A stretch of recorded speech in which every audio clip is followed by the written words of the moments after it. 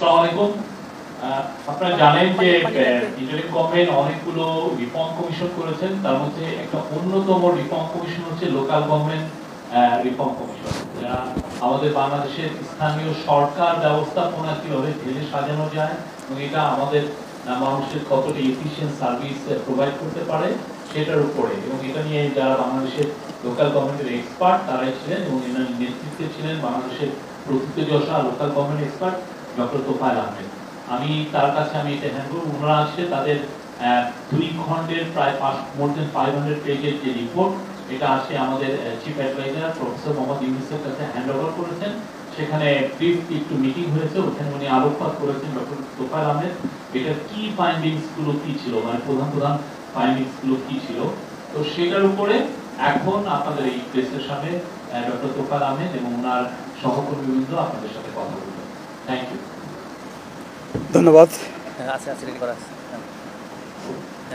ধন্যবাদ। আসসালামু আলাইকুম। আসলে আজকে আমরা প্রেস ব্রিফিংয়ের জন্য খুব একটা প্রস্তুত ছিলাম না।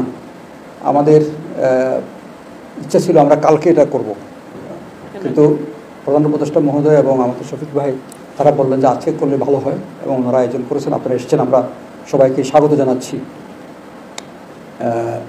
আমাদের এই আমাদের কমিশনের শুরু ডিসেম্বরের মাঝামাঝি, কিন্তু আমরা কাজ শুরু করতে দেরি হয়েছে একটু, কারণ সদস্য পরিবর্তন হয়েছে কয়েকবার, এসব ছিল। আর একটা হচ্ছে যে ওয়ার্কটা ঠিক করা, যে কী নিয়ে কাজ করব, কারণ আমাদেরকে অফিসে স্থাপন করা, কিছু কর্মকর্তা কর্মচারী লাগবে, সেগুলো ঠিক করা, কারণ আমাদের তো নিজস্ব কোনো অফিস নেই। অনেকের হয়তো নিজস্ব অফিস ছিল আগে থেকেই, সেই অফিসে তারা কাজ শুরু করতে পেরেছেন। আমাদের এরকম কোনো নিজস্ব অফিস ছিল না।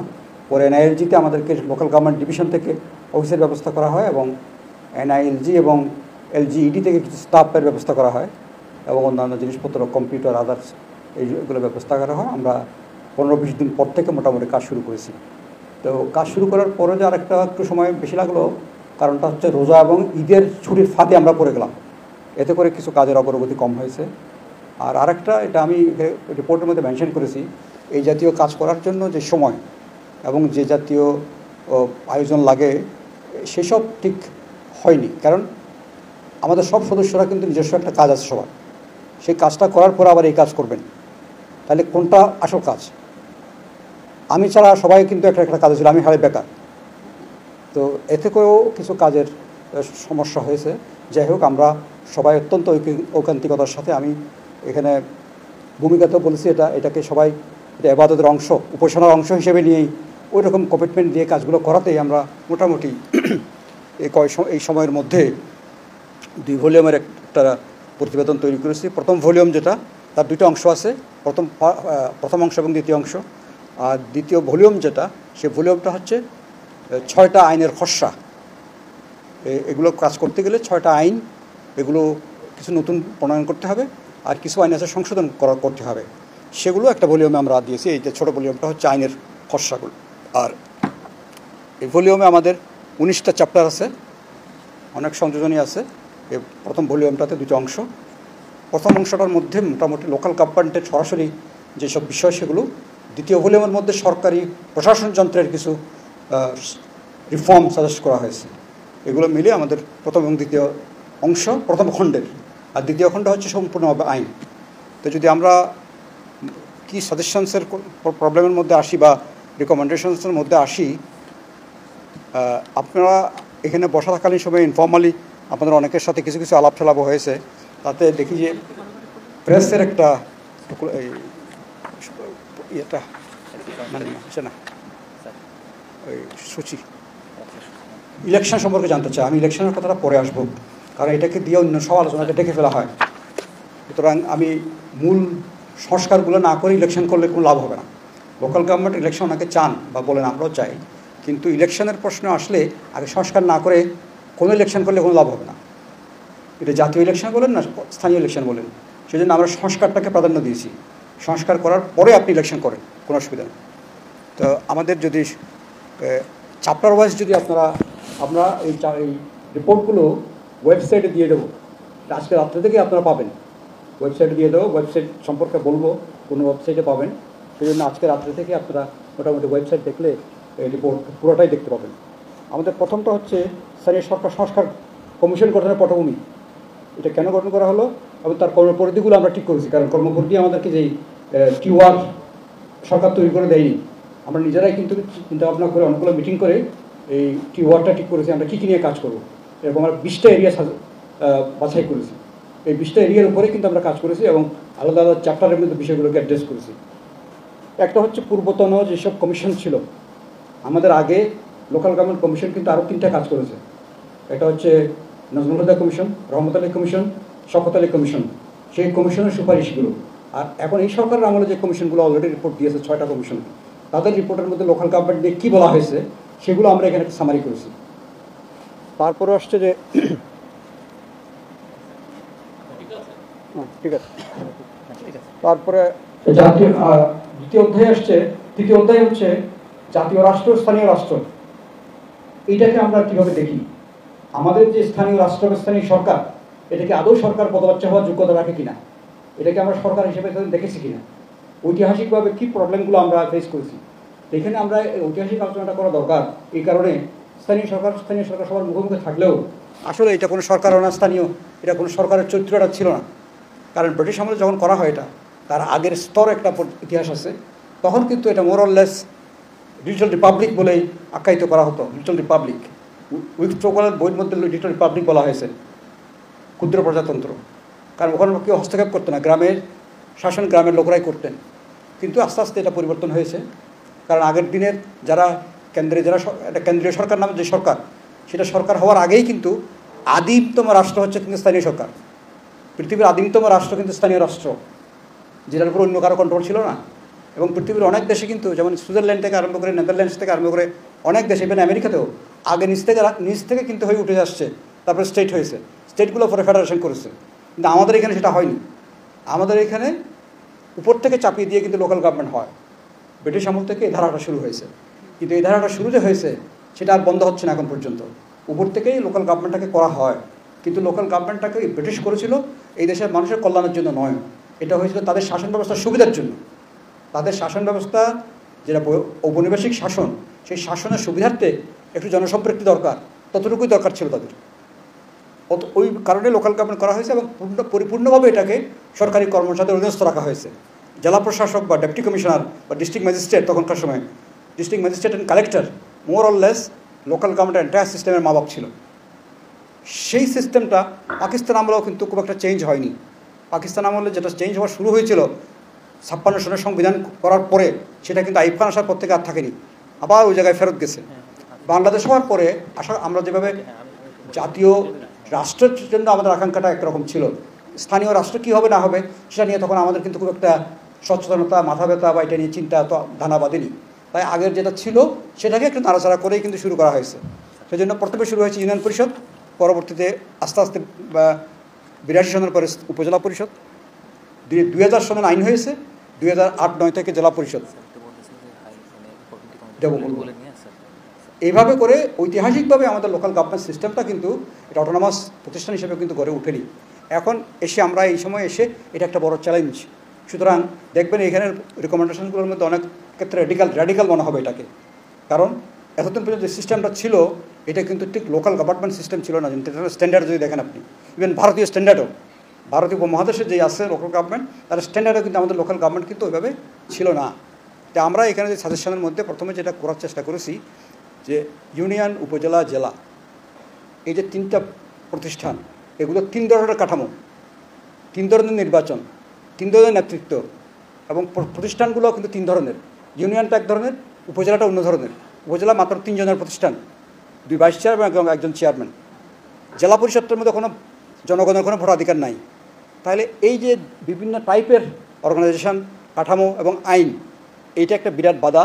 আমরা চেষ্টা করেছি সংগঠন কাঠামো এবং আইন কাঠামো দুটোর মধ্যে সংস্কার করে এইরকম সমজাতীয় নিয়ে আসা, পর্যায়ে নিয়ে আসা।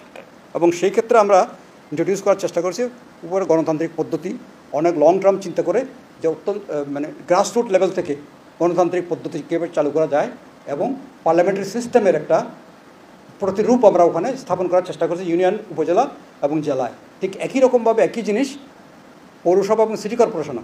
সুতরাং আমাদের এখনকার যদি আমাদের রিকমেন্ডেশন অনুযায়ী লোকাল গভর্নমেন্ট রিঅর্গানাইজ করা হয়, তাহলে কিন্তু এটা সমকাঠামো, ইউনিয়ন থেকে সিটি কর্পোরেশন পর্যন্ত একই রকমের কাঠামো হবে। কাঠামোটা মোরলেস সিমেট্রি থাকবে। আর আইনগুলোকে আমরা দেখেছি 5টা মৌলিক আইন, ইউনিয়ন পরিষদ আইন, উপজেলা পরিষদ আইন, জেলা পরিষদ আইন, পৌরসভা আইন, সিটি কর্পোরেশন আইন, এগুলো পৃথক পৃথক আইন, কিন্তু এগুলো অনেক ক্ষেত্রে কিন্তু একটার আরেকটা প্রতিরূপ অথবা সাংঘর্ষিক কোনো কোনো ক্ষেত্রে। আমরা সব আইনগুলোকে পর্যালোচনা করে একটা সিঙ্গেল অ্যাক্টের অধীনে ইউনিয়ন, উপজেলা, জেলা, পৌরসভা, সিটি সবগুলোকে নিয়ে আসছি। এখন কিন্তু 5টা মৌলিক আইন, শতাধিক অধস্তন আইন এবং হাজার হাজার সার্কুলার দিয়ে কিন্তু লোকাল গভর্নমেন্ট চলে। এই আইনটা যদি পাশ করা হয় তাহলে আইনের সংখ্যা কমে যাবে, সামান্য কয়টা 10-5টা বিধি করতে হবে খালি। এটা একটা মনে করি মৌলিক সংস্কার। এবং সেই জিনিসটার সাথে আসবে ইলেকশনটাও তখন ইজি হয়ে যাবে। একটা সিঙ্গেল শিডিউলে আপনি 5টা প্রতিষ্ঠান ইলেকশন করতে পারবেন, সিঙ্গেল শিডিউলে, মানে একই দিনে বলছি না, সিঙ্গেল শিডিউল দিয়ে স্টেগার্ড ওয়েতে কিন্তু আপনি যেমন দেশটাকে বিভিন্ন জিওগ্রাফিক্যাল এরিয়াতে ভাগ করে একই দিনে একই শিডিউলে ইলেকশন করে ফেলতে পারবেন। এখন 5টা ইলেকশন, এর মধ্যে 3টা ইলেকশন জাতীয় নির্বাচনের মতো, ইউনিয়ন পরিষদ, উপজেলা পরিষদ, পৌরসভা ইলেকশন, এটা জাতীয় নির্বাচনে যেরকম আয়োজন হয় ঠিক একই রকমের আয়োজন হয়ে যায়। তাহলে একটা দেশে 5টা ইলেকশন একটা গভর্নমেন্টের অধীনে 5 বছর ধরে নির্বাচন হতে থাকে। নির্বাচন মানে কিছু অস্থিরতা, কিছু অশান্তি, কিছু বিশৃঙ্খলা এবং কিছু কর্মসময় ওখানে চলে যায় বিরাট।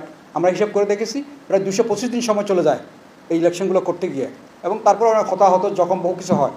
এই ইলেকশন সিস্টেমটাকে সিম্পল করা দরকার। যদি এই সিস্টেমে আসি আমরা, তাহলে একটা শিডিউলে 40 দিনের একটা শিডিউল দিয়েই আপনি 5 বছরের ইলেকশন করে ফেলতে পারবেন। একটা সরকার শুরুতেই এরকম নির্বাচনটা হতে হলে 5 বছর সরকার কাজ করবে, আর নতুন কোনো ইলেকশন লাগবে না। এই ইউনিয়ন পরিষদ, উপজেলা পরিষদ, জেলা পরিষদ, পৌরসভা, সিটি কর্পোরেশন, এরা সরকারের পুরো মেয়াদেই কিন্তু ওই সরকারের সাথে কাজ করতে পারবে। একটা 5 ইয়ার প্ল্যান যদি বলেন, আপনি অ্যানুয়াল ডেভেলপমেন্ট প্ল্যান যদি বলেন, একটা বাজেট ইয়ার বলেন, তাহলে এগুলো সবাই একসাথে কাজ করতে পারবে, সমস্যা অনেক কমে যাবে। এটা একটা দিক। আর খরচের দিক যদি দেখি, তাহলে আমরা দেখেছি যে 2020-21 থেকে 2024 পর্যন্ত যে লোকাল গভর্নমেন্ট ইলেকশনগুলো হয়েছে, এতে খরচ হয়েছে 23,000 কোটি টাকার মতো। সরকারের খরচ 2300 কোটি টাকার মতো, সরি 23,000 না, 2300 কোটি টাকার মতো। এই খরচটা 600-700 কোটি টাকাতে নেমে আসবে খরচে, এবং সময় লেগেছে 225 দিন বললাম, এটা 40 দিনে নেমে আসবে। আর লোক নিয়োগ করা হয়েছিল 19 লাখ সামথিং, এটা 9 লাখে আসবে সবগুলো ইলেকশন করার সময়। ওই যে প্রিজাইডিং, পোলিং, বিভিন্ন পর্যায়ে নিয়োগ করতে হয় এগুলো। সুতরাং এইগুলো এটা একটা মৌলিক সংস্কার বলে মনে করি আমরা। এটা জাতি দেখতে পারে, বিবেচনা করে দেখতে পারে। এখানে আমরা যা বলছি তাই করতে হবে এমন কোনো কথা নেই, এখানে হয়তো আরও মত আসতে পারে। এভাবে করে জিনিসটা কিন্তু বিবেচনার দাবি, আর এটা সবার একটা বিবেচনার দাবিদার বলে আমরা মনে করি। এইবার অন্যান্য বিষয়গুলো যদি আসি, তাহলে মনে করেন অর্থায়ন, লোকাল গভর্নমেন্টের অর্থায়নটা কীভাবে হবে। আমাদের অর্থায়নটা ব্যবস্থার উপরে বিশেষ করে কাজ করছেন আমাদের ডক্টর মাহফুজ কবির। আমরা সবাই কাজ করেছি, কিন্তু ওনাকে আমরা দায়িত্ব দিয়েছি এটা লেখার জন্য বিশেষ করে। তো অর্থায়নের একটা খুব ডিটেইল জিনিস আমরা করতে পেরেছি। একটা হচ্ছে পৌরসভা, সিটি কর্পোরেশন, ইউনিয়ন পরিষদ, উপজেলা পরিষদ, জেলা পরিষদ নিজস্ব সম্পদ কীভাবে বৃদ্ধি করতে পারে। তারা যে আনএক্সপ্লোর্ড এরিয়াগুলো আছে সেগুলো থেকে তারা এক্সপ্লোর করে নিজস্ব সম্পদ বৃদ্ধি করতে পারে। সম্পদ বৃদ্ধি করলাম, কিন্তু ব্যয়টা কোথায় করব, কীভাবে করব, এটাও কিন্তু মেনটেন করা, এটার স্বচ্ছতার সাথে ব্যয় করার বিষয়, এটাও কিন্তু আমাদের এই অর্থায়ন চ্যাপ্টারের একটা অঙ্গীভূত অংশ। এটা অত্যন্ত স্বচ্ছতার সাথে এবং পরিকল্পনা মাফিক ব্যয় করতে হবে। ইচ্ছা হলো খরচ করে ফেললাম, এটা করা যাবে না। এটার একটা ডিটেইলিং কাজ করেছি আমরা। আর তৃতীয় জিনিসটা হচ্ছে সরকারের অর্থায়ন। সরকারের অর্থায়ন ছাড়া দুনিয়ার কোথাও লোকাল গভর্নমেন্ট চলে না। আমাদের এখানে অনেকে বলে ফেলেন যে না, লোকাল গভর্নমেন্টকে যদি আপনি করেন, তাদেরকে যদি ক্ষমতা দেন, তাদের আয়ে তারা চলতে হবে। এটা খুব রং আইডিয়া। দুনিয়ার কোনো দেশে, ব্রিটেন বলেন, আমেরিকা বলেন, আপনি দুনিয়ার সব কোনো দেশেই, আমাদের পাশের দেশ ভারত বলেন, শুধু লোকাল গভর্নমেন্টের টাকা লোকাল গভর্নমেন্ট চলে না। কারণ লোকাল গভর্নমেন্ট এলাকাতে বসবাস করে তারা দেশের নাগরিক, তারা ট্যাক্স দিচ্ছে না গভর্নমেন্টকে, তারা সেই ট্যাক্সের হকদার। সেই হিসেবে কেন্দ্রীয় সরকারকে কিন্তু লোকাল গভর্নমেন্টকে অর্থায়ন করতে হবে। এখন এটা হচ্ছে এখন জাতীয় আয়ের মোট জাতীয় উৎপাদনের 5.5%-এর কম। এখন যে অর্থায়নটা সরকার করে, জাতীয় যে নর্মাল যে বাজেট হয়, সে বাজেটেরও কত 5% কম লোকাল গভর্নমেন্টের অর্থায়ন। এটা ড্রাস্টিক্যালি বাড়াতে হবে। কারণ লোকাল গভর্নমেন্টের লোকজন, লোকাল গভর্নমেন্টের যারা নাগরিক, প্রত্যেকটা নাগরিকের দ্বৈত সত্তা আছে। আপনি এটা লোকাল গভর্নমেন্টের ভোট দিয়ে থাকেন, লোকাল গভর্নমেন্টেরও আপনি সেবা নিয়ে থাকেন, বা এটা আপনারও গভর্নমেন্ট, ন্যাশনাল গভর্নমেন্টও আপনার গভর্নমেন্ট। কিন্তু লোকাল গভর্নমেন্টের ক্ষেত্রে যে তারা সার্ভিস দেওয়ার জন্য যে অর্থায়ন, সেটা তো ন্যাশনাল স্ট্যাকের আপনি অলরেডি ট্যাক্স তো দিয়ে দিচ্ছেন সেন্ট্রালি, সেই ট্যাক্সের অংশ কিন্তু এখানে পেতে হবে। সুতরাং লোকাল গভর্নমেন্টের যে রাজস্ব এবং যে মূসক, মূসক বাংলা এটা পুরো সংযোজন কর। মূল্য সংযোজন কর বা ভ্যাট। ভ্যাট সেটার অংশবিশেষ আমরা সবাই দিচ্ছি। যিনি লুঙ্গি কিনেন, গামছা কিনেন, গেঞ্জি কিনেন, তিনিও কিন্তু মূসক দিচ্ছেন। তো সুতরাং মূসকের একটা অংশ তারা পাবে না কেন? Local government. আমরা প্রস্তাব করেছি এখানে 1/3 মূসক প্রথম দিয়ে শুরু করেন, লোকাল গভর্নমেন্টকে দেন আপনি। লোকাল গভর্নমেন্ট এটা পাওয়ার হকদার। মনে করেন আমি বিল পে করি ইলেকট্রিসিটির, বিলের যেটা খাম্বা গেছে, তার গেছে, সব আমার ঘরের উপর দিয়ে গেছে, কিন্তু আমি তো এটাতে কিছু পাই না। Local government should get something from the electricity bill. এরকম প্রত্যেকটা আইটেম থেকে যদি ধরেন, এটা কিন্তু অনেক জটিল ব্যাপার হয়ে যায়। সেজন্য আমরা বললাম থোক আপনি মূসকের 1/3 দিয়ে দেন লোকাল গভর্নমেন্টকে, কিন্তু দেবেন দিয়ে আপনার কাজ শেষ না। তারা এটা কীভাবে ব্যবহার করছে সেটা মনিটর করেন। সেটা মনিটর করার জন্য এজেন্সির জন্য আমরা সাজেস্ট করেছি এটা মনিটর করতে হবে শক্তিশালীভাবে, যাতে তারা এটা ব্যবহার করে। এই টাকাটা দিলে সরকার কিন্তু ওই জায়গায় সরাসরি সেন্ট্রাল গভর্নমেন্টের প্রজেক্ট করা লাগবে না, সেন্ট্রাল গভর্নমেন্ট ওখানে ডেভেলপমেন্টের জন্য টাকা খরচ করা লাগবে না। এদেরকে দিয়ে করানো হবে, লোকাল নিড দেখে লোকালি এই সব ডেভেলপমেন্ট কাজগুলো হবে এবং সেই কাজের সুযোগ সৃষ্টি হোক। টাকাও দেন, তাদের কাজ করার মধ্যে তাদেরকে এরকম মনিটরিং করেন, সিস্টেম করেন, নীতি করেন, স্ট্র্যাটেজি করেন, আইন করেন। সেটা না করে সব কিছু লোকাল সেন্ট্রাল গভর্নমেন্ট করবে, সেটা হয় না। এখন মসজিদ করে সেন্ট্রাল গভর্নমেন্ট, ঈদগাহ করে সেন্ট্রাল গভর্নমেন্ট, পুকুর খনন করে লোকালি, এগুলো কেন করে সেন্ট্রাল গভর্নমেন্ট? এটা করার কোনো প্রয়োজন নেই, এগুলো লোকাল গভর্নমেন্টই করবে, কিন্তু তাদেরকে ওইভাবে অর্থায়ন করতে হবে। সেজন্য নিজস্ব অর্থায়ন যেমন জরুরি, আবার সরকারের অর্থায়নও জরুরি। এটাকে কিন্তু ওইটা বলার কোনো অবকাশ নাই যে তাদেরকে আমরা স্বাধীনতা দিয়েছি, তোমরা নিজেদের টাকায় চলো, না, এটা সম্ভব না, এটা হবে না। এটা করতে হবে এবং ওই ন্যাশনাল বাজেট থেকেও টাকা এখানে দিতে হবে। না, এগুলো টেকনিক্যাল জিনিস, এত টেকনিক্যাল জিনিস বলে লাভ নেই। আচ্ছা, এটা আরেকটা খুব ইম্পর্টেন্ট জিনিস, এটা তাত্ত্বিক কথা বলতে পারেন আপনারা। আমার সরকারি কর্মকর্তারা আছে, ইউনিয়নে আছে, উপজেলায় আছে, জেলায় আছে, কিন্তু একই কাজ করার জন্য আবার মনে করেন স্বাস্থ্য, শিক্ষা, জননিরাপত্তা, এগুলোর জন্য আপনার সরকারি বিভাগ আছে, সরকারের ওদেরকে টাকাও দেওয়া হচ্ছে, কিন্তু এই দায়িত্বগুলো আবার আপনি লোকাল গভর্নমেন্টকেও দিয়েছেন। কিন্তু লোকাল গভর্নমেন্টকে দিয়েছেন আপনি কাজটা, কিন্তু টাকাও দেন নাই, এটা কাজ করার জনবলও দেন নাই। তাহলে mandate without function, fund and functionary, এই ম্যান্ডেটের কোনো অর্থ নাই। তা আমরা বলেছি যে আপনি ম্যান্ডেট দেবেন, সেই ম্যান্ডেটের সাথে ফান্ড, ফাংশনারি এবং ফ্রিডম দেবেন, 3 অ্যাপস। এই 3 অ্যাপস ছাড়া লোকাল গভর্নমেন্ট কাজ করতে পারবে না। এখন মনে করেন আপনি, আমরা স্টাডি করেছি, এটা আমার অন্য স্টাডি থেকে নিয়ে এখানে ইউজ করেছি তথ্যটা। উপজেলা পর্যায়ে, উপজেলা এবং ইউনিয়ন দুটো মিলিয়ে এখন সরকারের প্রায় 1800 থেকে 1600 কর্মচারী কাজ করে, কর্মকর্তা কর্মচারী। তাদের জবাবদিহিতা কোথায়? তাদের এখানে বাজেট যেটা দেওয়া হয়, এটা কিন্তু লোকাল গভর্নমেন্টকে যে বাজেট দেওয়া হয় তার 10-20 টাইমস বেশি ওখানে ওই ডিপার্টমেন্টের মাধ্যমে যাচ্ছে। তাহলে এরকম ডাবল বাজেট কেন দিবেন আপনি? বাজেটটা সমন্বিতভাবে এক জায়গায় যাবে, এই কর্মচারী কর্মকর্তাগুলো সহ লোকাল গভর্নমেন্ট কাজ করবে। লোকাল গভর্নমেন্টে এরাও স্থানান্তরিত হবে, একটা সিস্টেম থাকবে, সেই সিস্টেমের অধীনে কাজ করবে। ইউনিয়ন, উপজেলা, জেলা, এই 3 পর্যায়ে সরকারি কর্মকর্তাদের লোকাল গভর্নমেন্টে স্থানান্তর করতে হবে with fund and functionary, fund and functionary দিয়ে হস্তান্তর করতে হবে। জেলা পর্যায়ে জেলা পরিকল্পনা এবং জেলা বাজেট সিস্টেম ইন্ট্রোডিউস করতে হবে। একটা জেলায় সরকার মোট কত টাকা দিচ্ছে এবং তারা কি ফাংশন করছে, এটা একটা প্ল্যান মাফিক, ওই ডিস্ট্রিক্ট প্ল্যান মাফিক ওই টাকাগুলো খরচ করতে হবে। তাহলে ডিপার্টমেন্ট টাকা খরচ করে ফেলবে নিজের ডিপার্টমেন্টাল প্ল্যান মতো। এই জিনিসটাকে বন্ধ করে, যেটা একসময় মুহিত সাহেব চেয়েছিলেন যখন ফাইন্যান্স মিনিস্টার ছিলেন, উনি জেলা বাজেটের কথা বলতেন, কিন্তু ওনার পার্টি ওনাকে সেভাবে হেল্প করেনি। আরও আগে মঈন খান যখন প্ল্যানিং মিনিস্টার ছিলেন, উনি ডিস্ট্রিক্ট প্ল্যানের কথা বলেছিলেন। আমরা সেই দুটো জিনিসকেই ইন্ট্রোডিউস করতে চাই, জেলা পরিকল্পনা এবং জেলা বাজেট, এবং জেলার সমস্ত কর্মকর্তা, যেটা চিটাগং হিল ট্র্যাক্টের 3 ডিস্ট্রিক্টে দেওয়া হয়েছে, অল গভর্নমেন্ট ফাংশনারিকে জেলা পরিষদে ন্যস্ত করা হয়েছে।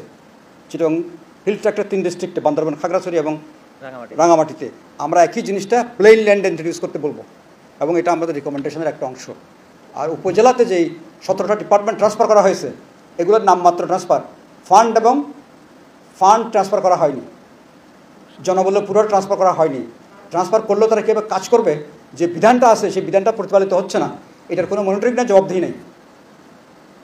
সেজন্য এটাকে ফাইনালি ঠিকভাবে করতে হবে। আর ইউনিয়ন পরিষদ লেভেলে 7টা মিনিস্ট্রির 9 জন কর্মকর্তা কর্মচারী কাজ করে, 9 সেট অফ ফাংশনারিজ ইউনিয়ন লেভেলে। এদের কথা ছিল 2009 সনের ইউনিয়ন পরিষদ অ্যাক্টে বলা ছিল এই কর্মকর্তা কর্মচারীগুলো ট্রান্সফারেবল, হস্তান্তরযোগ্য, কিন্তু 2009 থেকে 2025 এই পর্যন্ত কিন্তু হস্তান্তরযোগ্য হয় নাই, এটা হস্তান্তরিত হয় নাই। একটা ইউনিয়ন পরিষদের ভবন আছে, ওর মধ্যে বসার জায়গা আছে সব সব কর্মকর্তাদের, কিন্তু তারা কেউ বসে না ওখানে। তো এইগুলোর কোনো মনিটরিং নাই। ইউনিয়ন লেভেলের যে একটা ইউনিয়ন হেলথ সেন্টার আছে, সেই ইউনিয়ন হেলথ সেন্টারটা আপনারা তো রিপোর্টার হিসেবে তো অনেক সময় মফস্বলে বিভিন্ন জায়গায় যান, just enter into any of the union health centre, এটা ফাংশন করে কিনা দেখবেন যে জরাজীর্ণ অবস্থায় পড়ে আছে, নন ফাংশনাল, লোকজন নাই, থাকলেও বলে যে মিটিয়ে গেছে, অর্থাৎ কাজের মধ্যে নাই আর কি। আর এখন যে ক্লিনিকগুলো করা হয়েছিল কমিউনিটি ক্লিনিক, সেই ক্লিনিকগুলো একটা আগের অবস্থায় নাই, এগুলো ঘরবাড়ি ভেঙে গেছে, এগুলো এখন কাজ করছে না। তো আমাদের সেখানে সাজেশনটা দিয়েছি আমরা এই যে community clinic, union health centre বা ফ্যামিলি ওয়েলফেয়ার সেন্টার, এগুলোকে একসাথ করে সমস্ত রিসোর্সগুলো এক জায়গায় রেখে ইউনিয়নে একটা পূর্ণাঙ্গ স্বাস্থ্য কেন্দ্র স্থাপন করুন। অ্যাটলিস্ট 3 জন ডাক্তার ওখানে দেন, 1 জন মহিলা 2 জন পুরুষ, মিনিমাম 3 জন মহিলা হলে কোনো আপত্তি নাই, কিন্তু মহিলা থাকতেই হবে একজন। এটাকে করেছেন। আর যে স্টাফের স্ট্রেংথ ওখানে থাকার কথা, যে স্টাফ স্ট্রেংথটা এনশিওর করুন। আমরা এটা আজকে প্রধান উপদেষ্টা মহোদয়কে বলেছি। রুরাল হেলথ সিস্টেমের অবস্থা খুবই খারাপ। আসেন উপজেলা হেলথ সেন্টার, উপজেলা হেলথ সেন্টারগুলোতে ডাক্তার আছে 12 জন থাকার কথা, বেশিরভাগ হেলথ সেন্টারে 12 জন কোথাও নাই। বাংলাদেশের কোনো হেলথ সেন্টারে 12 জন ডাক্তার নাই। খাতায় আছে কীরকম 5 জন আছে সংযুক্তিত আরেক জায়গায়, কিন্তু বেতনটা হয় এই উপজেলা থেকে। আপনার কয়েকদিন আগে দেখেছেন একটা নিউজ হয়েছে, কুড়িগ্রামের একটা উপজেলা, উলিপুরের উপর বোধ হয় 12 জন ডাক্তারের মধ্যে 3 জন আছে। তাহলে এটা উলিপুরটা কি দেশের অংশ না? এটা কেমন হবে, কেন হবে এটা? সুতরাং ইউনিয়ন হেলথ এবং উপজেলা হেলথ, এই দুইটার সাথে উপজেলা পরিষদ এবং ইউনিয়ন পরিষদের যোগাযোগটা নিবিড় করতে হবে। যদি সরকার মনে করে তারা চালাতে পারবে না, তাহলে এটাকে প্রাইভেটাইজ করুন, এলাকার লোককে বলুক তোমরা চালাও, তারা তাদের সম্পদ দিয়ে চালাবে, আপনি সে অধিকার দেন, অথবা আপনি যৌথভাবে করেন, কমিউনিটির সাথে সরকারের সাথে যৌথভাবে চালান, কিন্তু এগুলোকে রিভাইভ করতে হবে। গ্রামের যে স্কুল, এডুকেশনের সাথে লোকাল গভর্নমেন্টের সংযোগ কোনোভাবেই নাই, এটাকে আনতে হবে। প্রাইমারি স্কুলে দেখা যাচ্ছে 40% প্রাইমারি স্কুলে দেশে মোরাললেস, হেডমাস্টার নাই। হেডমাস্টার ছাড়া কেমন স্কুল চলে? হেডমাস্টার স্কুলের প্রাণ, হেডমাস্টার নাই প্রাইমারি স্কুলগুলোতে। আপনি অ্যাসিস্ট্যান্ট হেডমাস্টারের পোস্ট ক্রিয়েট করেন, আর হেডমাস্টারের পদগুলো পূরণ করেন। দেশের শিক্ষা ব্যবস্থার সাথে শিক্ষা কমিটি যেটা ইউনিয়ন পর্যায়ে আছে, তার সাথে অ্যাসিস্ট্যান্ট শিক্ষা কর্মকর্তা যে আছে, সহকারী শিক্ষা কর্মকর্তা, তাকে সেই স্থায়ী কমিটির কাজ করার জন্য তাকে নির্দেশ দেন, এবং এই শিক্ষার সাথে ইউনিয়ন পরিষদ, উপজেলা পরিষদকে নিবিড়ভাবে যুক্ত করেন, জনগণকে যুক্ত করেন। ম্যানেজিং কমিটিগুলো বিভিন্ন মাস্তান দিয়ে ম্যানেজিং কমিটি করা হচ্ছে, বিভিন্নভাবে পলিটিসাইজ করা। এই ম্যানেজিং কমিটিগুলো স্বচ্ছভাবে হোক, এবং এটার ক্ষেত্রে স্বচ্ছ বিধিবিধান আসা, এটা আমাদের ওয়ান অফ দ্য রিকমেন্ডেশনস। আচ্ছা, হ্যাঁ, এটা বলতেছি পরে। আর উপজেলাতে বিচার ব্যবস্থা, ইউনিয়ন এবং উপজেলা বিচার ব্যবস্থা আমরা রেকমেন্ড করেছি উপজেলাতে পূর্ণাঙ্গ আদালত স্থাপন করতে হবে। ফৌজদারি এবং দেওয়ানি পূর্ণাঙ্গ আদালত উপজেলা পর্যন্ত যেতে হবে, এবং এটা কোনো নতুন অভিনব বিষয় না, এটা আগে ছিল এবং এটা খুব ভালো ফাংশন করেছে। আমি একসময় কুমিল্লা একাডেমিতে চাকরি করতাম, আমরা এটাকে ইভ্যালুয়েট করেছি।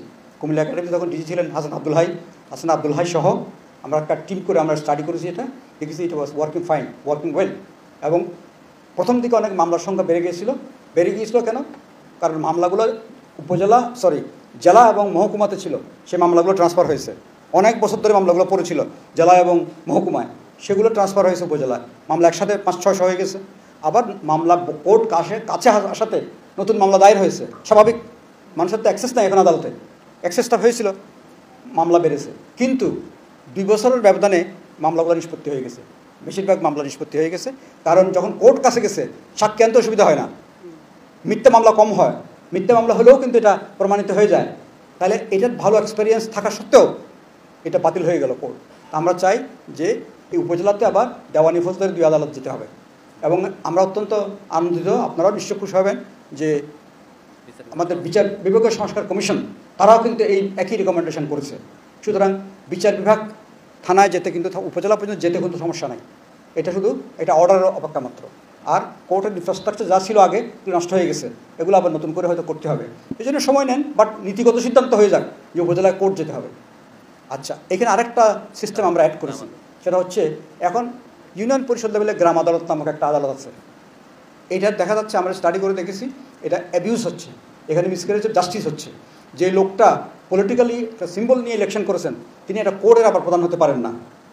কোর্ট চালাতে গিয়ে উনি এটা ঠিকভাবে চালাতে পারেননি, বা কোর্ট হয়নি, এটা বিচার হয়নি, যার ফলে মানুষ আবার সালিশে ফিরে গেছে গ্রামে, অথবা সালিশও এখন করতে পারছে না, যেহেতু এটার কোনো সাপোর্ট নেই। আর রুরাল এরিয়াতে কিন্তু এক ধরনের মাস্তানির কারণেও কিন্তু ওখানে আসলে বিচার সালিশের এটা বাধাগ্রস্ত হয়েছে। আমরা যেটা প্রস্তাব করেছি, আমরা সেটা করেছি যে আপনি গ্রাম আদালতটা বিলুপ্ত করতে হবে, এটা দরকার নেই ওই অবস্থায়। ইউনিয়ন পরিষদ তার নিজের ফাংশন করতে পারছে না, আবার তার উপর আদালত চাপিয়ে দিয়েছেন আপনি, এগুলো প্রত্যেকে কীভাবে হবে? সুতরাং ইউনিয়ন পরিষদকে ইউনিয়ন পরিষদের ফাংশন করতে দেন, আদালতের ফাংশন জুডিশিয়ারিকে দেন, উপজেলাতে আদালত আসুক, আর উপজেলাতে এডিআর অল্টারনেটিভ ডিসপিউট রেজলিউশনের একজন অফিসার নিয়োগ করুন উপজেলা পর্যায়ে, এখন জেলায় আছে, এখন এটা উপজেলা পর্যন্ত যান। এই এডিআরের যিনি অফিসার থাকবেন উনি একজন সিনিয়র অ্যাসিস্ট্যান্ট জাজ বা অ্যাসিস্ট্যান্ট জাজ হবেন, তিনি ওই সালিশ ব্যবস্থার সাথে সংযুক্ত হবেন। গ্রামে সালিশ করে যেটা করতে পারবে না মীমাংসা, সেটা এখানে আপিল হবে, এখানে কোনো কোর্ট ফি লাগবে না, কোনো কিছু লাগবে না। এডিআর এটা দেখাশোনা করবেন এবং এডিআর থেকে ওই সালিশকারদের প্রশিক্ষণ দেওয়া, তাদের একটু লিস্ট রাখা, রিকগনাইজ করা, এটা করবেন। সুতরাং উপজেলাতে বিচার বিভাগের 3টা অফিস হবে, ফৌজদারি, কোর্ট, দেওয়ানি এবং এডিআর। এটা যদি হয় এটা একটা পার্মানেন্ট সলিউশন, বিচার বিভাগের মাধ্যমে বিচার হবে। নির্বাহী বিভাগের মধ্যে বিচার আনার দরকার নেই। জাতীয় লোকাল গভর্নমেন্ট কিন্তু নির্বাহী বিভাগের অংশ সংবিধানে, নির্বাহী বিভাগের মাধ্যমে বিচার করার কোনো দরকার নেই এবং এটা আমার সংবিধান বিরোধী কাজ, এটার থেকে মুক্ত হন। এখানে মাঝখানে আরেকটা ঘটনা ঘটেছে, আপনারা হয়তো জানেন, যেহেতু আদালত সিস্টেম নাই উপজেলায় আর সালিশ সিস্টেম কাজ করছে না, মানুষ কিন্তু যাদের টাকা পয়সা আছে তারা কিন্তু সরাসরি থানায় চলে যেত এবং থানা ইনফর্মালি কিন্তু বিচার বসাইতো রাত্রে থানার মধ্যে। আমি অনেকগুলো থানায় রাত্রে গিয়ে বিচার এগুলো দেখে এসেছি। সালিশের নামে থানার মধ্যে কোর্ট বসাইতে পারে 5-6টা রাত্রে সালিশ হয়। তো এগুলো থেকে মুক্ত করতে হবে, থানা এই সমস্যায় জড়িত হওয়ার কোনো রাইট নেই থানার, এবং থানা এখন করছে না এগুলো, ওই সময় এটা করতো। সুতরাং উপজেলাতে কোর্ট এটা কিন্তু একটা বড় ধরনের সলিউশন। আর 2টা জিনিস অ্যাডিশনাল, লোকাল গভর্নমেন্টে যে অনেকগুলো লোক কাজ করে, ইউনিয়ন পরিষদের ধরেন সচিব থেকে আরম্ভ করে গ্রাম পুলিশ, অ্যাকাউন্টেন্ট, কম্পিউটার অপারেটর, এরকম লোক আছে। উপজেলা পরিষদে খুব একটা বেশি লোক নাই, ড্রাইভার, পিয়ন 2-1 জন লোক আছে, আর নাই। জেলা পরিষদে প্রচুর লোক আছে, পৌরসভা এবং সিটি কর্পোরেশন অনেক লোক আছে, তারা পৌরসভা সিটি কর্পোরেশন থেকে বেতন পায়। জেলা পরিষদের স্টাফদেরও জেলা পরিষদ বেতন দেয়, সরকারের অংশ আছে। ইউনিয়ন পরিষদের যে লোকগুলো কাজ করে তাদের বেতনটা ইউনিয়ন পরিষদ দিচ্ছে এখন। ওই যে সরকার থেকে রেভিনিউ পায়, ল্যান্ডের রেভিনিউ যেটা পায় 1%, সেটাই দিয়েই কিন্তু চৌকিদার, দফাদারের বেতন এবং এগুলো হয়। তা আমরা বলছি যে এইভাবে তো একটা লোকাল গভর্নমেন্ট সিস্টেম চলবে না, জনবল কাঠামো এদের একটা চাকরি নিশ্চিত থাকতে হবে, এখানে দক্ষ এবং যোগ্য লোকের নিয়োগ করতে হবে। পলিটিক্যাল নিয়োগ হচ্ছে এখন, যিনি যখন মেয়র হচ্ছেন তিনি কিন্তু লোক নিয়োগ দিচ্ছেন অনেক। এগুলো বন্ধ করার জন্য লোকাল গভর্নমেন্ট সার্ভিস একটা সিস্টেম চালু করার কথা বলেছি। সেই সার্ভিসের জন্য এটা বিধিমালা হবে, নিয়ম হবে, কীভাবে রিক্রুটমেন্ট হবে, কার কত লোকের অর্গানোগ্রাম হবে, এগুলো ঠিক হবে। আমরা একটা অর্গানোগ্রাম দিয়েছি এখানে এই কমিশনের মাধ্যমে, সেই অর্গানোগ্রাম অনুযায়ী লোক নিয়োগ হবে। সেই লোকগুলোর বেতন ভাতা, তাদের পেনশন, তাদের রিটায়ারমেন্টের বেনিফিট, এগুলো সবগুলোর জন্য সিস্টেম থাকতে হবে। টাকা থেকে আসবে, টাকা সব সরকারকে দিতে হবে না। 70% অর্থ লোকাল গভর্নমেন্ট নিজেরাই দিবে, আর 30% সরকার যুক্ত করতে হতে পারে, অথবা এটা কমও হতে পারে। যদি তাদেরকে ওই রেভিনিউর অংশ দেওয়া হয় তখন হয়তো নাও দিতে হতে পারে। তো সুতরাং এটা আমরা লোকাল গভর্নমেন্ট সার্ভিস নামক একটা সার্ভিস করার জন্য বলেছি, যাতে করে যে লোকগুলো এই লোকাল গভর্নমেন্ট এখন কাজ করছে তাদের কিন্তু ওরা বেতন বাকি রেখে অবসরে যায়। চৌকিদারের বেতন কত? চৌকিদার মানে গ্রাম পুলিশ বলি আমরা, এদের বেতন কত? 6,200 টাকা। 6,200 টাকা কি আজকালকার বাজারে কেউ চাকরি করতে পারে? তাহলে এটা অমানবিক। রাখছি কেন? এটা যদি দরকার না মনে করেন রাখবেন না, আর যদি রাখেন সঠিকভাবে রাখেন। গ্রাম পুলিশের ক্ষেত্রে আমাদের সাজেশন হচ্ছে গ্রাম পুলিশের সব লোক ওই সার্ভিসের অন্তর্ভুক্ত হয়ে যাবে, এবং তাদেরকে দেখাশোনার জন্য, তাদের ম্যানেজমেন্টের জন্য পুলিশ বিভাগ থেকে এআইজি পদমর্যাদার একজন অফিসার ওই সার্ভিসের প্রেশনে আসবেন। উনি ওনার একটা ছোট্ট টিম করবেন, এদের প্রশিক্ষণ দেওয়া, এদের মনিটর করা, এদের সমস্ত কাজগুলো ওর মাধ্যমে পরিচালিত হবে। তারা কিন্তু নিজ নিজ লোকাল গভর্নমেন্টকে সার্ভিস দিবে, নিজ লোকাল গভর্নমেন্টকে তারা সার্ভিস দিবে। এই গ্রাম পুলিশ এবং টাউন পুলিশ, টাউন পুলিশ বলতে মিউনিসিপ্যালিটিতে এরকম একই রকমের পুলিশ সিস্টেম দরকার আছে, কারণ তারা অনেক কিছু জিনিস পুলিশের অভাবে করতে পারে না এবং তাদের লিমিটেড ক্ষমতা থাকবে। থানার পুলিশের অতিরিক্ত তো এটা এই পুলিশটা, বাহিনীটা এটা এখন চৌকিদার হিসেবে আছে, চৌকিদারের সাথে তাদের পুলিশ ফাংশনও আছে। আপনারা শুনে আশ্চর্য হবেন যদি সিআরপিসি দেখেন 1861-এর, যে সিআরপিসিতে কিন্তু পুলিশের যে গ্রাম পুলিশ যে চৌকিদার, তার কিন্তু ফাংশন কী হবে, তার কীভাবে নিয়োগ হবে, তার কী ক্ষমতা, এগুলো কিন্তু ডিটেল করা আছে। ওখানে গ্রাম পুলিশের চৌকিদারের 28টা ক্ষমতা আছে, 28টা ক্ষমতা। 28টা ক্ষমতার মধ্যে একটা ক্ষমতা হচ্ছে আপনি যদি সাংবাদিক হিসেবেও যান গ্রামে, যদি আপনি চিনেন না, আপনাকে কেউ ওখানে চিনে না, হি ক্যান চ্যালেঞ্জ ইউ। আপনি যদি সদুত্তর দিতে না পারেন তাহলে he can detain you for 24 hours. এই ক্ষমতা চৌকিদারের আছে। এটা ওই ব্রিটিশ টাইমে করেছে, তাদের দরকার ছিল এটা, কারণ বিদ্রোহ হতো, বিভিন্ন কিছু হতো, তো চৌকিদারদের মাধ্যমে তারা এগুলোকে ট্র্যাক রাখতো, সেই জন্য ওই ক্ষমতা তখন দেওয়া হয়েছিল চৌকিদারকে। এখনকার জি জি জি জি ঠিক আছে, আমরা ঠিক আছে, তাহলে আমি আরও একটু সংক্ষেপ করে, এটা আপনাদেরকে তো দেওয়া যাবে, আমরা এটা শফিক ভাইকে দিয়ে দেবো, উনি হয়তো আপনাদের সাথে এটা শেয়ার করতে পারবেন। এই সংক্ষিপ্তভাবে আমাদের যেই জিনিসটা আছে, এখানে 51 রিকমেন্ডেশনসগুলো আছে, আরও রিকমেন্ডেশনসগুলো আমাদের রিপোর্টের মধ্যে আছে, এগুলো আমরা আজকে রাতের মধ্যে ওয়েবসাইটে দিয়ে দেবো। এখানে নারীদের বিষয়, নারী বিষয় এক্সপার্ট, নারীদের যে 1/3 রিজার্ভ সিটের কথা আমরা বহুদিন ধরে প্র্যাকটিস করে আসছি, সে 1/3 সিট এটাকে আমরা 1/3 ওয়ার্ড করে দিয়েছি। 1/3 ওয়ার্ড রিজার্ভ হবে। মনে করেন 9টা ওয়ার্ডেই এখন ইলেকশন হয়, 9টা ওয়ার্ড অতিরিক্ত 3টা ওয়ার্ড হয় ইউনিয়নে নারীদের। এই সিস্টেমটা এইভাবে থাকবে না, 9টা ওয়ার্ডের মধ্যে 3টা ওয়ার্ড রিজার্ভ হবে। এই 3টা ওয়ার্ড 1 বছর 3টা ওয়ার্ড হবে, এটা নাম্বার ঠিক হবে 1 2 3 4 5 7-এর মধ্যে কোন 3টা হবে। আবার নেক্সট ইলেকশন আর 3টা, নেক্সট ইলেকশন আর 3টা, তার 3টা এরকম পুরো ইউনিয়ন কভার হয়ে গেল। 1/3 3বার হওয়ার পরে তারপর 4th ইলেকশনের আগে এটা মূল্যায়ন করে এটা কীভাবে থাকবে সেটা আবার সরকার সিদ্ধান্ত নেবে। এটা হচ্ছে নারী সম্পর্কে আমাদের বিধান। আরেকটা রিকমেন্ডেশন আছে local government commission. Local government একটা কমিশন করার কথা, আগের সবগুলো কমিশনের রিপোর্টে ছিল। এখন এবারও যে 6টা কমিশন আমাদের আগে রিপোর্ট দিয়েছে, তাদের মধ্যে 3টা কমিশন লোকাল গভর্নমেন্ট কমিশন করতে চেয়েছেন। আমরাও লোকাল গভর্নমেন্ট কমিশনটা পুনঃস্থাপন করার জন্য সরকারকে বলবো, এবং তার জন্য একটা আইনও আমরা করে দিয়েছি, খসড়া আইন করে দিয়েছি। সেই আইনটা করে লোকাল গভর্নমেন্ট কমিশনটা করলে যেটা সুবিধা হবে, যে রিকমেন্ডেশনসগুলো আছে সবগুলো রিকমেন্ডেশন বাস্তবায়নের ক্ষেত্রে এই কমিশন সরকারকে সাহায্য করতে পারবে। আর পার্বত্য চট্টগ্রাম সম্পর্কে আমরা একটা বড় চ্যাপ্টার দিয়েছি। পার্বত্য চট্টগ্রামের যে অশান্তিগুলো, যে শান্তি চুক্তি করার পর যে অশান্তিগুলো যাচ্ছে না, আমরা মনে করি লোকাল গভর্নমেন্ট সিস্টেমটাকে যদি ওখানে সিস্টেম্যাটিক্যালি অর্গানাইজ করা হয়, তাহলে পার্বত্য চট্টগ্রামের শান্তির ক্ষেত্রে একটা বড় অগ্রগতি হবে। এবং আমরা বিশেষ করে হেডম্যান কারবারি সিস্টেম, তার সাথে লোকাল গভর্নমেন্ট সিস্টেমের একটা সংযোগের জন্য আমাদের রেকমেন্ডেশন আছে। তারপরে হচ্ছে বাজার ফান্ড একটা বিষয় আছে। এই বাজার ফান্ডটা কিন্তু ট্রেডিশনালি এটা আসলে আত্মসাৎ হয়ে যায় বেশিরভাগ ক্ষেত্রে। সে বাজার ফান্ডটা বিলুপ্ত করে ওই বাজারগুলো নিলামের বন্দোবস্তের কথা বলেছি।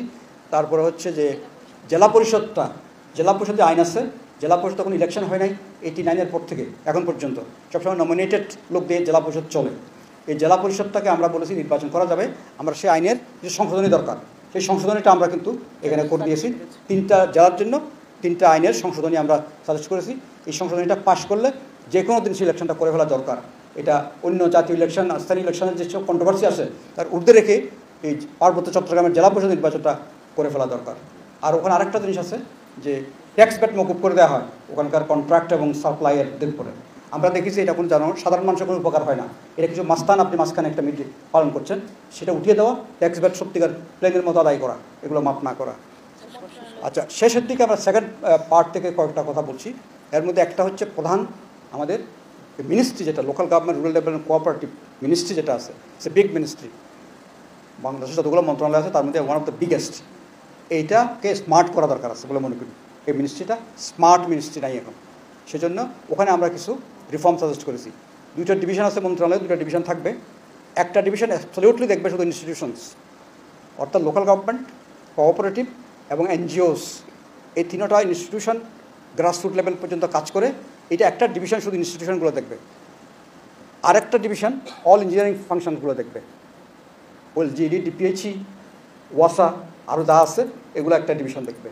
এখন কি হচ্ছে, এখন লোকাল গভর্নমেন্ট ডিভিশনে লোকাল গভর্নমেন্টও হয়, অল ইঞ্জিনিয়ারিং ডিপার্টমেন্টগুলো দেখা হয়। এখানে 40,000 কোটি টাকার মতো বাজেট। আবার আরেকটা ডিভিশন আছে পল্লী উন্নয়ন এবং সমবায়, ওখানে 4,000 কোটি টাকার মতো বাজেট। তাহলে এত ইমব্যালেন্স হয়ে যাচ্ছে। এটা আমরা চাই যে ব্যালেন্স মিনিস্ট্রি হোক, অল ইনস্টিটিউশনগুলো একটা এমফাসিস পাক।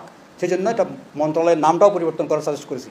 মন্ত্রণালয়ের নাম হতে পারে স্থানীয় সরকার, জনপ্রতিষ্ঠান ও জনপ্রকৌশল সেবা মন্ত্রণালয়, এবং একটা ডিভিশনের নাম হবে জনপ্রতিষ্ঠান ডিভিশন, আর একটা ডিভিশনের নাম হবে জনপ্রকৌশল সেবা বিভাগ।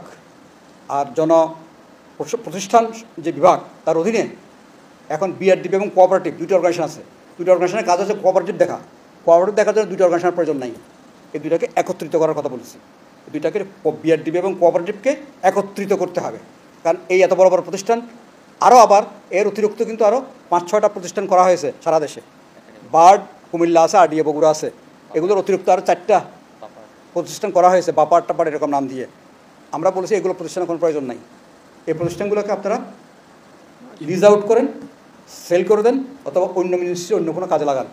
এগুলোকে রেখে পালন করার এমন কোনো লোক বলো পাবেন না, এটার ইউটিলাইজেশনও হবে না। এটা হচ্ছে রুরাল ডেভেলপমেন্ট কোঅপারেটিভ মিনিস্ট্রির অধীনে এখন আছে। আর ইঞ্জিনিয়ারিংয়ের ক্ষেত্রে যদি যাই, ওই ডিভিশনে লোকাল গভর্নমেন্ট ইঞ্জিনিয়ারিং ডিপার্টমেন্ট এবং জনস্বাস্থ্য প্রকৌশল অধিদপ্তর, 2টা ইঞ্জিনিয়ারিং ডিপার্টমেন্ট একটা মিনিস্ট্রিতে থাকার দরকার নাই। এই 2টাকে একসাথ করে ফেলুন, এগুলোকে একসাথ করুন, তাদের কাজের গভীরতা ব্যাপকতা আরও বাড়ান। আর খালি প্রজেক্ট করবে, 200-250 প্রজেক্ট করবে একটা অধিদপ্তর, এটাও কিন্তু গ্রহণযোগ্য না। এত প্রজেক্ট কেন লাগবে? মূল কাজটা করলেই তো হয়, মূল কাজের মধ্যে আসুন। এই এত প্রকল্পের কোনো প্রয়োজন আছে বলে আমার মনে হয় না, আমরা এটা মনে করি না। সুতরাং 2টা ডিভিশনকে, 2টা ইঞ্জিনিয়ারিংকে একসাথ করে এবং টোটালটাকে ক্যাডার করুন। কারণ জনস্বাস্থ্য প্রকৌশল ক্যাডার, আবার এলজিডি ক্যাডার নয়, কিন্তু ক্যাডার হওয়ার সমস্ত কিছু তাদের কাছে আছে। এই জন্য সরকারের কোনো এক্সট্রা খরচ নেই, এক্সট্রা কোনো খরচা হবে না, বরঞ্চ ম্যানেজমেন্টটা টাইট হবে। সেজন্য এটা এত ফ্রি তারা থাকবে না তখন। এই জন্য এই 2টাকে মিলেই একটা ক্যাডার করে ফেলার কথা আমরা বলেছি। হ্যাঁ, আপনারা এখন কোশ্চেন করতে পারেন, আমি আর 2টা কথা বলে শেষ করে দিচ্ছি। ওই নির্বাচনে ফিরে যাবেন, আপনারা জানি আপনারা ওইটা নিয়ে সবচেয়ে বেশি কথা বলেন, এটা নিয়ে আমি খুব কম কথা বলেছি সেই জন্য। আচ্ছা, মনিটরিং ইভ্যালুয়েশন, লোকাল গভর্নমেন্ট সিস্টেমটা মনিটরিং ইভ্যালুয়েশনের জন্য লোকাল গভর্নমেন্ট মিনিস্ট্রির অধীনে একটা অধিদপ্তর করার কথা বলেছি। এখন আছে একটা অনুবিভাগ, এটাকে অধিদপ্তর রূপান্তর করার কথা বলেছি। আর ছোটো ছোটো আরও কিছু কথা আছে। এর মধ্যে একটা হচ্ছে যে দেশে একটা ক্যাবিনেট ডিভিশনের নেতৃত্বে ডিসেন্ট্রালাইজেশনের একটা জাতীয় পলিসি দরকার, বিকেন্দ্রীকরণের জাতীয় নীতিমালা দরকার। এটা করতে হবে। এটা শুধুমাত্র লোকাল গভর্নমেন্টের জন্য না, এটা বিচার বিভাগের জন্য দরকার, এটা অন্যান্য নির্বাহী বিভাগের অন্যান্য প্রতিষ্ঠানের জন্য দরকার। জাতীয় বিকেন্দ্রীকরণ নীতিমালা করতে হবে, এটা করার কথা বলেছি। আর ভূমি ব্যবহার, এর একটা খুব অত্যন্ত গুরুত্বপূর্ণ। ভূমি ব্যবহার, জাতীয় ভৌত অবকাঠামো পরিকল্পনা এবং ভূমি ব্যবহার আইন কেন বলা হচ্ছে? এখন বাংলাদেশে ভূমি ব্যবহারটা ইনডিসক্রিমিনেট, যেখানে যার খুশি ভূমি ব্যবহার করছি। আগামী 10-15-20 বছর পরে আমরা কিন্তু আর দেশে ভূমি থাকবে না, সব বিল্ডিং থাকবে খালি। সুতরাং ভূমি সুরক্ষার জন্য একটা আইন দরকার, এটার নাম হবে ভূমি ব্যবহার আইন 2025, এরকম একটা অধ্যাদেশ আকারও হতে পারে। এটা আইন আমরা এখানে ড্রাফট করেছি, খসড়াটা করে দিয়েছি। আর জাতীয় ভৌত অবকাঠামো পরিকল্পনা করতে হবে, একটা জাতীয় ভৌত অবকাঠামো পরিকল্পনা। এটার বাইরে কেউ কিন্তু অবকাঠামো তৈরি করতে পারবে না ইচ্ছে করলেই। এটা করতে গেলে অনেকগুলো প্রসেসে গিয়ে করতে হবে। কারণ প্রত্যেকটা বছরে যে বাজেট হয়, এর মধ্যে 2 লক্ষ 2.5 লক্ষ কোটি টাকা হচ্ছে উন্নয়ন বাজেট। উন্নয়ন বাজেট 80% খরচ হয় ভৌত অবকাঠামো নির্মাণে। এটা প্রত্যেক বছর যদি 1.5 লাখ কোটি টাকা খরচ করেন ভৌত অবকাঠামো নির্মাণে, প্রত্যেকটা মিনিস্ট্রি, প্রত্যেকটা ডিভিশন, প্রত্যেকটা অধিদপ্তর, দেশে ভূমি থাকবে? সেজন্য এটা বেসরকারি সরকারি প্রত্যেকের ক্ষেত্রে ভূমি ব্যবহার করতে গেলে ওই আইন নীতিমালা মেনে করতে হবে এবং ভূমির সুরক্ষা দিতে হবে। পয় নিষ্কাশন, জলাবদ্ধতা, পানির চলাচলের পথ বন্ধ করে বনভূমি, জলাভূমি এগুলো দখল করা চলবে না। কিছু ভূমি আছে দেশে, এগুলো সিল করে দিতে হবে, এগুলো কেউ ব্যবহার করতে পারবে না। তো এইভাবে আমরা অনেকগুলো রিকমেন্ডেশনস আছে, আমি আর কথা বাড়াচ্ছি না, আপনারা নিশ্চয় সব প্রশ্ন করুন প্লিজ। অনেক ধন্যবাদ ফর ইউর পেশেন্ট হিয়ারিং।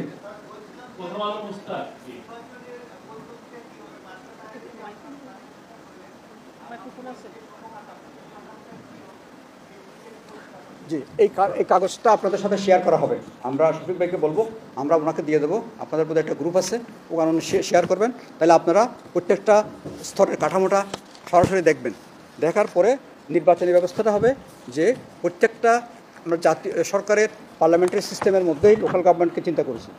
সেটা হলে যেমন পার্লামেন্টে এমপি ইলেকশনটা হয়, প্রাইম মিনিস্টার ইলেকশন বা মন্ত্রী ইলেকশন হয় না। সেইভাবে এখানে সব সময় সব টিয়ারে শুধু মেম্বার এবং কাউন্সিলর নির্বাচন হবে। এই নির্বাচনটা যেটা আপনি বললেন, আমরা সিঙ্গেল শিডিউলে একদিনে ইউনিয়ন, উপজেলা, জেলা, পৌরসভা, সিটি কর্পোরেশন সবটা করতে পারবো 5টা প্লেয়ারে। এবং তারা সেকেন্ড স্তরের নির্বাচন হবে উইদিন দি পরিষদ। প্রথম হবে একটা সভাধিপতি নির্বাচন।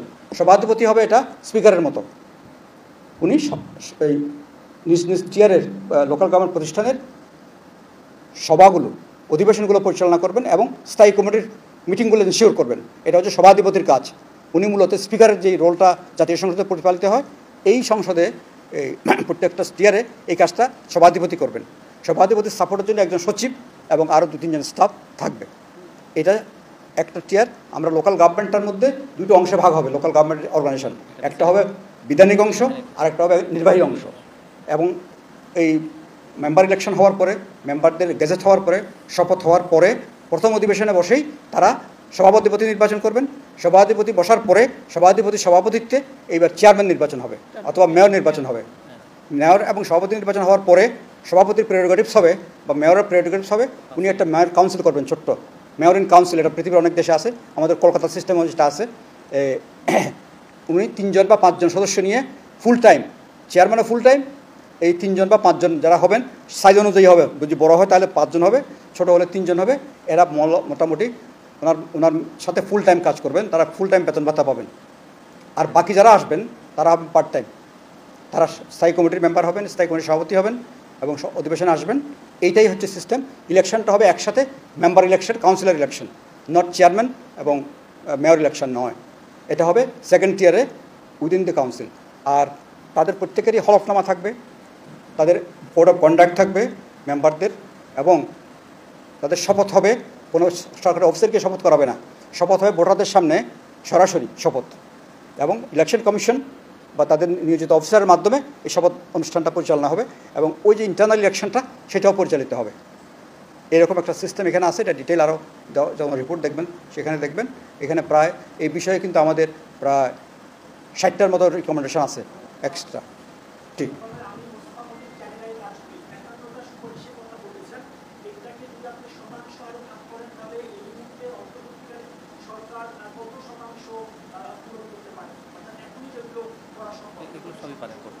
আচ্ছা, আমাদের ধারণা হচ্ছে, এই কথাটা প্রধান উপদেষ্টা মহোদয় জিজ্ঞেস করেছেন, আমরা যে সুপারিশগুলো রেখেছি এগুলোর জন্য শুধু ওই যে আইনগুলো যেমন আছে, যেমন যদি চিটাগং হিল ট্র্যাক্টে ইলেকশনটা করতে যান জেলা পরিষদের, তাহলে আইনের সামনে সংশোধনী আছে। সংশোধনীটা কী এটাও আপনাদের বলে দিই।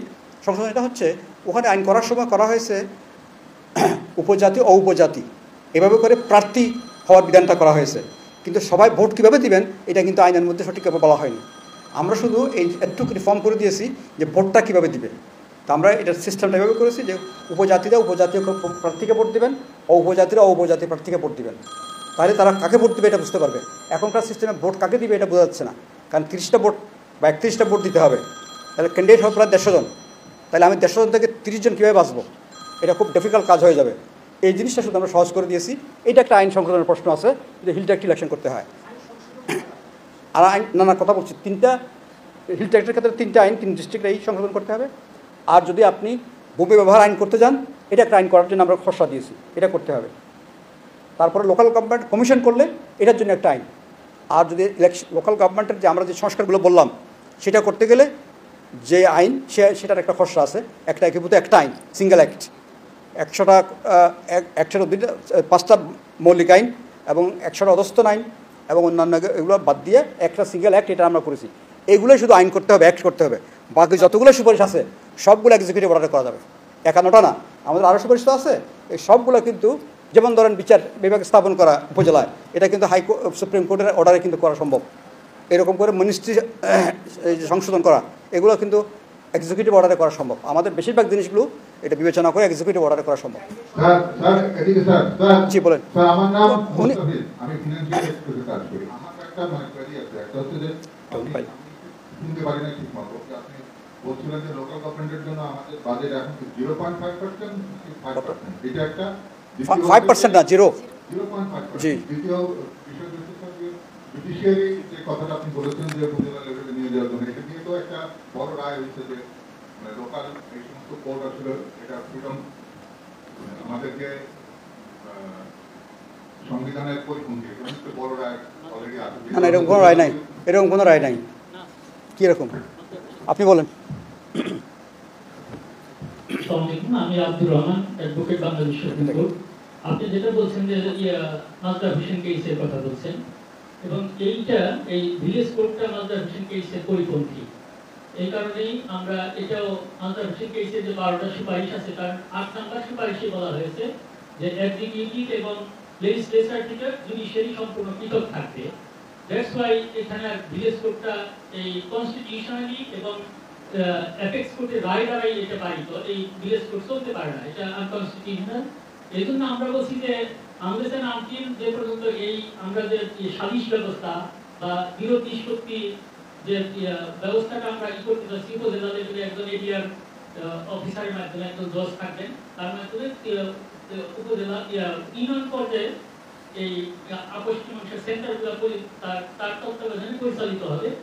এইটা যখন ফুল টাইম ফুললি এক্সিকিউটেড হবে তখন আর ভিলেজ কোর্টের আর প্রয়োজনীয়তা থাকবে না। কিংবা আমরা যে কি করেছি, যে এটা সুপারিশ করেছি যে আইনটা 5টা প্রতিষ্ঠানের যে একীভূত একটা আইন, সেই আইনের উপরে এইটা যদি আইন করা হয় তাহলে অটোমেটিক্যালি ভিলেজ কোর্টটা বাতিল হয়ে যাবে। আচ্ছা, আমি ভিলেজ কোর্টের ব্যাপারে বলছি, আমি বলছি যে উপজেলা কোর্ট 8টি বিভাগে হ্যাঁ, হাইকোর্ট বেঞ্চ স্থাপন করা হচ্ছিল একইভাবে। এটা তো আপনার উপজেলা লেভেলের কথা বলছিলেন, তখন তো বিভাগীয় কোর্ট হাইকোর্ট বেঞ্চের কথা বলা হচ্ছে, সেটাকে নারায়ণ ভট্ট করেছে।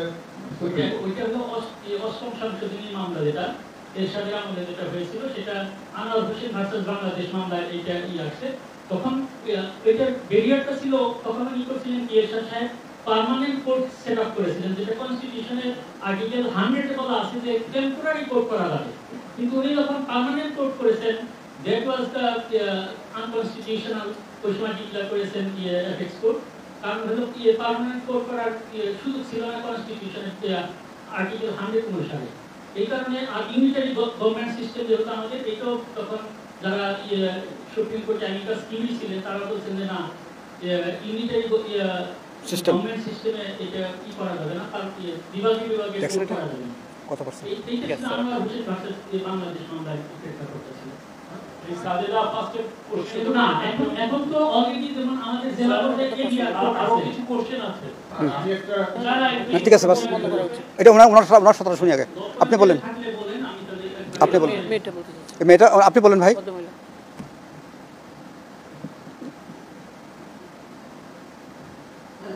আমি সাজিদা সুটি এটিএমতে কাজ করি। স্থানীয় সরকার নির্বাচন আগে হবে নাকি জাতীয় সরকার নির্বাচন, জাতীয় নির্বাচন আগে হবে, এটা নিয়ে কিন্তু আলোচনা বেশ অনেকদিন ধরে, বিশেষ করে বিএনপি এর ব্যাপারে প্রচুর আপত্তি জানাচ্ছিল। আপনাদের এক্ষেত্রে সুপারিশ কি, কোন নির্বাচনটা আগে হলে ভালো হয়? স্থানীয় সরকার থেকে জাতীয় নির্বাচন আগে হলে বেটার নাকি পরে হলে বেটার? এটা আমরা ইচ্ছা করেই এই বিষয়ে পরিষ্কার করে কিছু বলিনি। আমরা বলছি সরকার এবং রাজনৈতিক দলগুলো একমত হয়ে এটার সিদ্ধান্ত নিন। দুটো ইম্পর্ট্যান্ট, স্থানীয় নির্বাচন ইম্পর্ট্যান্ট, জাতীয় নির্বাচন ইম্পর্ট্যান্ট। এটাকে একটার আগে একটা পরে একটা করলে আর একটা করতে পারবো না, এই জাতীয় শর্তই বোধহয় আমার মনে হয় এটা অমূলক কথা। দুটাই করতে হবে এবং দুটো কোনটা আগে কোনটা পরে হবে সেটা সিদ্ধান্ত সরকার এবং ওনারা নিন। তো আমরা চাই স্থানীয় নির্বাচনটা অবিলম্বে করা হোক, কারণ এটা কোনো অন্য রাজনৈতিক কনসিডারেশন না। এখন সারা দেশে একটা শূন্যতা, ইউনিয়নে কেউ নাই, জেলায় উপজেলায় সবখানে শূন্যতা, পৌরসভা সিটি কর্পোরেশন। সুতরাং এই শূন্যতার মধ্যে দেশে একটা ডিস্টেবিলিটি এমনিতে বিরাজ করছে। সুতরাং এই স্টেবল সিস্টেমের জন্যও কিন্তু এই প্রতিষ্ঠানগুলোর মধ্যে নেতৃত্ব নিয়ে আসা দরকার, বৈধ নেতৃত্ব নিয়ে আসা দরকার। এটা কখন কীভাবে করবে এটা আমরা পরিষ্কার করে এখানে বলি নাই, কারণ যেহেতু জাতীয় ঐক্যমত্য না হলে এটা আমরা বলে একটা বিভেদ সৃষ্টি করার দরকার নাই। আমরা কিন্তু নির্বাচনের প্রয়োজনটা বলেছি, নির্বাচনটা প্রয়োজন। আমার একটা ছোট্ট কোশ্চেন আছে স্যার। আমার নাম অমিতেশ পাল, দৈনিক সমকাল থেকে কাজ করি। স্যার, আপনি যখন ফেব্রুয়ারিতে একটা খসড়া দিয়েছিলেন এই কমিশনের যে সুপারিশ, তো ওইটাতে তখন আমরা একটা বিষয় শুনছিলাম যে স্থানীয় সরকার পর্যায়ে, বিশেষ করে ইউনিয়ন পরিষদের যারা সরকারি কর্মকর্তা আছেন স্থানীয় পর্যায়ে, তারা হচ্ছে হয়তো ইউনিয়ন পরিষদের সদস্য পদে নির্বাচন করতে পারবেন বা কাউন্সিলর পদে নির্বাচন করতে পারবেন, এরকম একটা কথা আমরা বহু শুনেছিলাম। আপনাদের এই সুপারিশে কি এই ধরনের বিষয়টা বহাল আছে কিনা? হ্যাঁ, আমাদের সুপারিশ এটা বহাল আছে, কারণ হচ্ছে এটা পৃথিবীর অনেক দেশে এটা উদাহরণ আছে। কারণ এখানে লোকাল গভর্নমেন্ট একটা জিনিস খেয়াল করবেন, আবার আগে আমাদের যে লোকাল গভর্নমেন্টগুলো ছিল তাতে খণ্ডকালীন এবং পূর্ণকালীন কোনো বিষয় ছিল না। চেয়ারম্যান কি পূর্ণকালীন না খণ্ডকালীন এটা কোনো স্পষ্ট বিধান নাই। মেম্বারের কাজটা কি পূর্ণকালীন না খণ্ডকালীন? আমরা এখন খণ্ডকালীন এবং পূর্ণকালীন করেছি। চেয়ারম্যান যিনি হবেন, চেয়ারম্যান কাউন্সিল এবং সভাধিপতি, এরা পূর্ণকালীন। এইখানে এখন চাকরি করে আপনি পারবেন না করতে, কিন্তু মেম্বার হতে কোনো আপত্তি দেখি না। মেম্বারের কাজটা পূর্ণকালীন না, কিন্তু সবাই অ্যাটেন্ড করা। এখন আমাদের মেম্বার যারা হন তারা মনে করেন যে আমি বলেছেন আমি সকাল থেকে সন্ধ্যা পর্যন্ত কাজ করি, এটা কোনো প্রয়োজন না, এটা কোনো চাকরি না, এটা হচ্ছে একটা সমাজসেবায় অংশগ্রহণ করা। সেই জন্য আমরা মেম্বারশিপ এবং কাউন্সিলর হওয়া এটা সবার জন্য মুক্ত করার প্রস্তাব করেছি।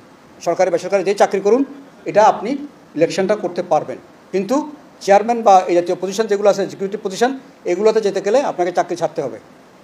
এটা আমাদের এখনও বহাল আছে, আমরা এটা করছি। আর ওয়ার্ড সিস্টেমটাকে আমরা অনেক বড় করেছি, কারণ ইউনিয়ন পরিষদ এমনও আছে 4,75,000 পপুলেশন, এরকম ইউনিয়নও আছে 10,000 5,000 ইউনিয়নও আছে, কিন্তু সবার ওয়ার্ড 9টা।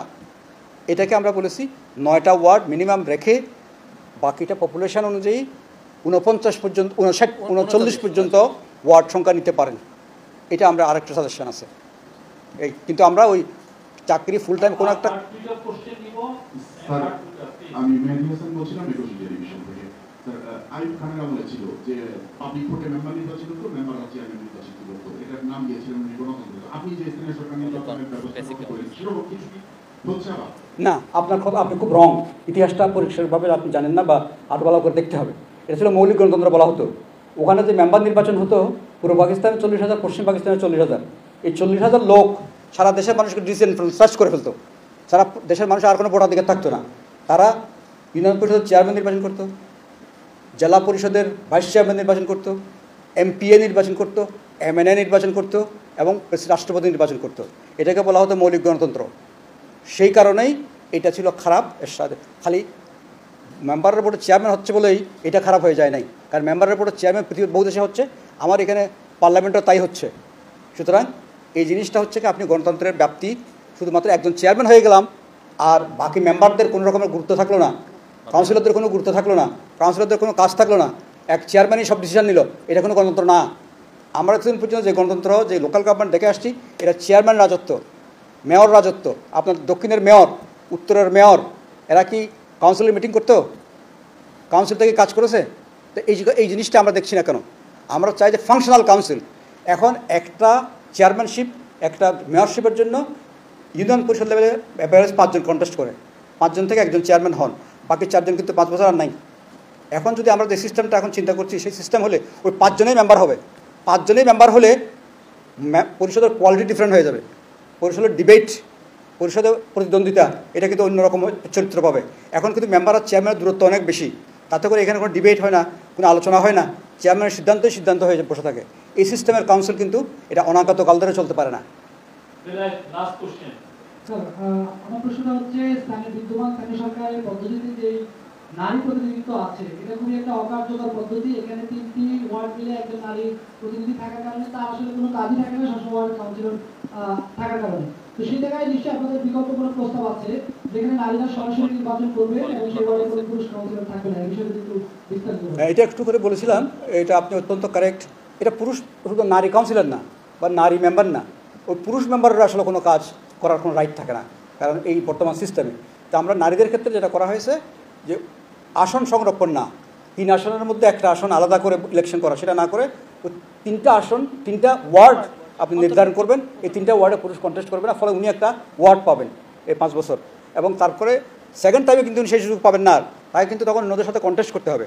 এখন হচ্ছে সংরক্ষিত সিস্টেমটা যুগ যুগ ধরে একই রকম থেকে যাচ্ছে। কিছু মহিলারা শুধু সবসময় যুগ যুগ ধরে ওই সংরক্ষিত আসন ইলেকশন করছে। এখন আপনি সংরক্ষিত আসন পাবেন 3 বছরে একবার, 3 ইলেকশনে একবার, সবসময় কিন্তু সংরক্ষণ পাবেন না আপনি, কারণ একবার যখন সংরক্ষিত আসন নির্বাচিত হওয়ার পরে আপনার ক্যাপাসিটি হইলে আপনি তখন পুরুষের সাথে কন্টেস্ট করতে হবে। তা আমরা গুণায়ন পদ্ধতির সাজেশনটা দিয়েছি, তাও 3 টার্মের জন্য। 3 টার্মের পরে রিভিউ করে ঠিক করতে হবে আবার। Thank you.